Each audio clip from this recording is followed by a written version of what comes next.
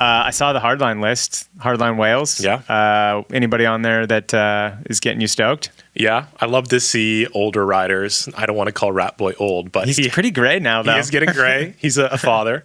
But I love seeing Rat Boy on a rider list. I love seeing all the UK locals that maybe don't come down to Tasmania. They're there participating. It's a pretty strong group of girls also. I wonder how the track is going to shape up. Usually it's the same-ish in Wales. It's the OG location. And yeah, I'm just really keen to see who's going to make it. I think Ace of Vermette's one to watch, as always. Yeah, for sure. I think he's going to be watching his phone during the race to make sure he doesn't miss any lines. Yeah. Yeah, I was chatting with some people when I was in New Zealand. They were talking about it, and I guess my first question was, are they going to have the canyon gap of death? Yeah.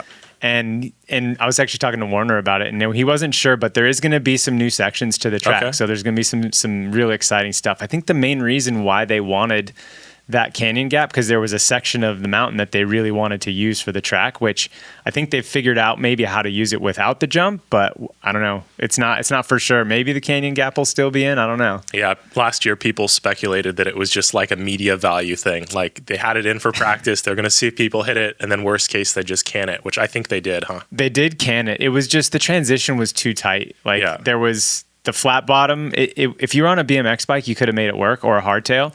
But the way that it was, there wasn't enough flat bottom, or there was too much flat bottom for the suspension to react from the transition of the bottom of the roll-in, and then the transition of the jump. Because you'd get to the jump and you were rebounding from the transition of the roll-in. So, yeah, it was bad news. The people that did jump it, the ball's on them, dude. My gosh! Like Bernard Kerr almost died. It was crazy. So much. That was crazy. But one of the names I saw on the list, and I hope this means that he's like riding and maybe getting healthy, is Cade Edwards. Yeah. We haven't seen anything from him in a while. I think he had a bad broken heel or something. But that's what Hardline is for me, is like Rat Boy and Cade. Like they have that skill to ride any bike, any terrain. And it kind of seems like that's what Hardline was invented for. So it'd be cool to see those guys back out on the track. Yeah. I always thought it was not odd, but interesting that Hardline was always like a speed thing. It is a speed thing, but at the same time, there's so much magnitude on that trail that it seems like it could almost be adapted for style too. And it could be like you could maybe have a separate competition within that track. What do you think? Yeah, I don't know. Maybe. It's hard to say. I mean, it's just, that's the thing, is I think it has both of the elements, and it's who can make it work the best for them on that day. Because I mean, we've seen Craig Evans win. Yeah. Like, oh yeah, in some of the gnarliest conditions where you would think that it's the World Cup focus guys that would do well, but that mentality of the free rider, I'm going to do what I need to do, that made it happen for Craig Evans that day. So the weather's going to play a factor. It always does. So it'll be cool to see. Yeah, and I absolutely loved the media idea that Red Bull had with Johnny Walker. Did you see when Johnny Walker raced down it on his dirt bike? Yeah, that is next level crazy. Yeah, that was that cool. dirt bike's 200 plus pounds. The guys on the downhill bikes are riding, call it 40-pound downhill bikes.